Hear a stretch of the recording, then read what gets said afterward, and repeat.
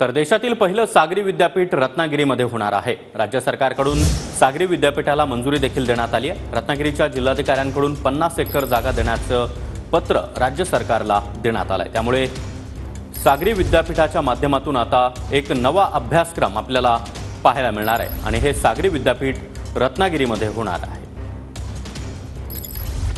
देशातील पहिलं सागरी विद्यापीठ हे रत्नागिरीमध्ये होणार आहे। यासाठी राज्य सरकारनं या प्रस्तावाला मंजुरी दिल्याचं पाहायला मिळते आहे। देशातलं पहिलं सागरी विद्यापीठ हे रत्नागिरीत साकारणार आहे आणि त्यासाठी जवळपास 500 कोटी रुपयांच्या खर्चाला राज्य सरकारनं तत्वतः मंजुरी दिलेली आहे। या संदर्भातील घोषणा जी आहे ती उद्योग मंत्री आणि रत्नागिरीचे पालकमंत्री उदय सामंत यांनी केलेली पाहायला मिळते आहे।